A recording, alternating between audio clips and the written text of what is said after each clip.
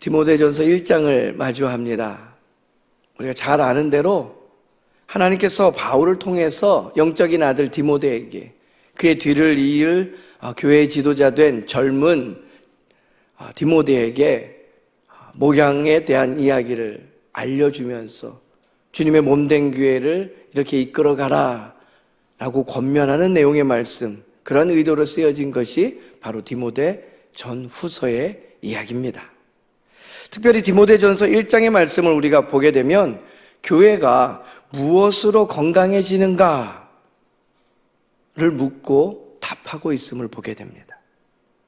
바울은 다른 교훈과 끝없는 이야기, 족보에 대한 것들, 그럴듯하게 사람들을 만들 수는 있어도 그것이 결코 성도를 살리지 못한다, 단호하게 오늘 이야기하고 있습니다. 왜냐하면 이 복음의 목표는 논쟁에서 승리하는 것이 아니고 사랑 때문입니다. 사랑이요. 오늘 첫 번째 주시는 하나님의 말씀 바로 이것입니다. 복음은 우리의 살아가는 그 목적을 사랑으로 바로 세워나가는 겁니다. 5절의 말씀입니다. 한 목소리로 받들어 읽겠습니다. 이 교훈의 목적은 청결한 마음과 선한 양심과 거짓이 없는 믿음에서 나오는 사랑이거늘. 그러니까 오늘 디모데를 교훈하는 이유도 사랑 때문입니다. 그리고 하나님께서 우리를 자녀 삼으신 이유도 사랑 때문입니다. 너희 믿음에 대해서 좀 이야기해줘 하면 우리는 때로는 당황할 때도 있습니다. 못 알아들을 것 같기 때문이죠. 그래서 좀 쉬운 표현으로 하려고 뭔가 말에 군더더기가 붙을 때도 있고요. 설명하다 보면 스스로가 꼬여서 뭐가 복잡하게 될 때도 있어요. 그리고 뭔가 이 믿음과 복음에 대해서 얘기하노라면 대단히 뭔가 강력하고 화려해 보이는 것이 필요한 것처럼 우리가 조급해질 때가 있어요. 그럴 때일수록 우리의 믿음의 자리를 점검해 봐야 됩니다. 지금 내 신앙의 열심이 사랑으로 흘러가고 있는가?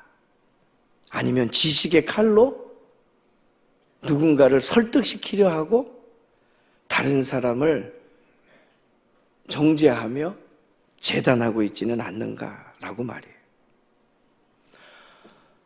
바울은 율법에 대해서 부정하지 않습니다. 오늘 본문에 이어지는 8절 말씀을 보면 율법은 사람이 그것을 적법하게만 쓰면 선한 것임을 우리는 아노라 라고 이야기해요. 율법은 죄를 드러내는 거울입니다. 거울은 들여다보는 거죠. 그 들여다보는 이유는 내가 잘생겼어, 난 왜 이렇게 이뻐, 그것 때문은 아닙니다. 자랑하라고 거울을 보는 일은 드물죠. 거울을 보는 이유는 더러움을 씻어내라는 거예요. 흐트러짐을 바로 하라는 거예요. 율법이 우리를 정죄만 하려고 있는 게 아니라는 거죠. 우리로 하여금 복음의 은혜를 붙잡게 하려고 주어진 장치예요. 그러고 보니까 하나님께서 원하시는 율법의 중심도 사랑입니다. 구약의 신명기 6장 5절의 말씀에 보면 너는 마음을 다하고 뜻을 다하고 힘을 다하여 뭐라 그럽니까? 여호와를 사랑하라라고 얘기해요. 레위기 19장에 거룩을 이야기할 때요, 19장 8절의 말씀이에요. 내 이웃을 내 자신과 같이 사랑하라. 이 모든 일에 대해서 예수님께서 정리하신 이야기도 두 가지입니다. 하나님 사랑, 이웃 사랑. 결국 이 사랑을 통해서 공동체를 살리는 방향으로 가는 것들이 복음이라는 거예요. 이 일을 아주 명료하게 바울이 정리를 합니다. 로마서 13장 10절 말씀에 가게 되면요, 사랑은 율법의 완성이다 라고 들려주죠. 우리의 믿는 바가 뭐냐라고 누군가 묻는다면 어떤 사람의 그 지식을 높이는 것들에 대한 이야기가 아니고요. 이웃을 살리는 사랑으로 우리의 믿음은 증명돼 보이는 겁니다. 예수님께서 걸어가신 걸음을 보면 아주 명확하게 정리가 되잖아요. 결코 논쟁에서 이기려고 예수님께서 에너지를 쏟지 않으셨습니다. 예수님께서 이 땅에 오셔서 바라보고 걸어가신 걸음은 십자가예요. 그 십자가를 통해서 이루실 것은 하나님의 사랑, 사람을 살리고 영혼을 복되게 하는 것, 이거 십자가의 길이고 예수님께서 걸어가신 걸음입니다. 이것이 우리의 기준이에요. 우리의 신앙이 지금 바른 믿음인가, 건강하게 우리가 신앙 지키며 살아가고 있는가 점검한다면 내가 붙은 오름에 대한 것들이 아니고요, 누군가를 그것을 통해서 살리고 있는가에 대한 이야기로 점검하면 돼요. 내가 내뱉는 말 한마디, 내가 섬기는 행동 하나가 우리의 가정을 살리고 교회를 살리고 있는가, 그것을 확인하면 돼요. 복음은요, 우리를 말 많은 신앙에서 건져내어서 사랑으로의 신앙, 그 방향으로 우리를 바로 세워나갑니다. 이것이 첫 번째 오늘 우리에게 주시는 하나님의 말씀이에요. 복음은 우리의 목적을 사랑으로 바로 세워나간다. 두 번째 우리에게 허락하시는 말씀은, 은혜는 우리의 과거를 사명으로 바꾸어 세운다라는 겁니다. 바울은 오늘 디모데전서 1장에서 자기 고백을 길게 이어가요. 12절 말씀에 보게 되면 주님께서 내게 직분을 맡기셨습니다 라고까지 이야기합니다. 그런데 우린 잘 알아요. 바울의 과거가 직분을 맡을 만큼 영광스럽지도 않았어요. 결코 깨끗하다고도 말할 수 없는 겁니다. 스스로도요, 이어지는 13절 말씀에 보면 내가 전에는 비방자요, 박해자요, 폭행자였다라고까지 이야기합니다. 그럼에도 주님은 그를 버리지 않으셨습니다. 예수님은 오히려 은혜를 넘치도록 그에게 부어주시죠. 14절 말씀이요, 우리 주의 은혜가 넘치도록 내게 풍성하였다라는 바울의 믿음의 고백이 담겨져요. 그로 말미암아 복음의 일꾼으로 그는 세움을 받고 쓰임을 받게 되죠.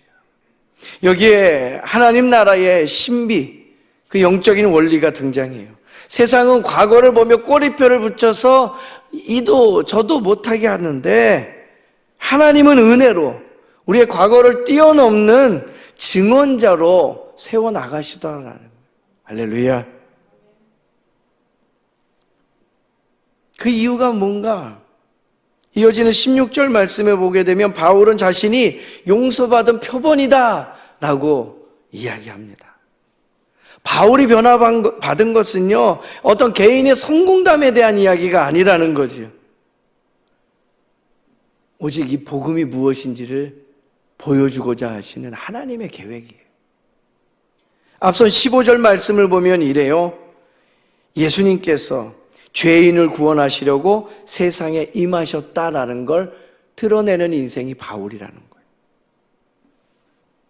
죄인을 구원하시는 그 능력의 전시됨이 바울의 인생이라는 거예요. 자신이 어떻게 하나님의 계획 안에 쓰임을 받는지를 아니까 고린도후서 5장 17절에 그 유명한 선언이 나오는 거예요. 누구든지 그리스도 안에 있으면 새로운 피조물이라. 바울은 자기 인생을 보며 아는 거예요. 약간의 어떤 군더더기 있는 것들을 떼어내고 뭔가 모자라는 것들, 부족한 것들을 채워내는 그런 수정보완된 인생이 아니고 전혀 새로운 하나님의 은혜를 체험한 자는 새롭게 거듭난 피조물이라는 거예요. 바울은 그 신비를 아는 거예요. 그 영적인 원리를 체험한 거예요. 우리의 인생이 그렇습니다. 오늘 새롭게 우리에게 주어진 날이 그런 날이에요. 할렐루야.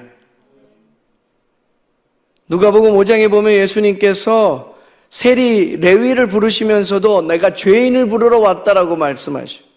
누가복음 18장에 보면 바리새인과 세리가 기도할 때에 하나님이여 불쌍히 여기옵소서라고 기도한 그 엎드린 죄인을 의롭다라고 말씀하시는 분이 우리 주님이에요.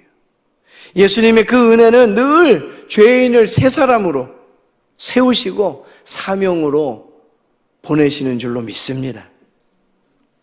이 일을 깨닫고 나니 하루하루가 믿음의 선한 싸움을 하는 날임을 바울은 알아요.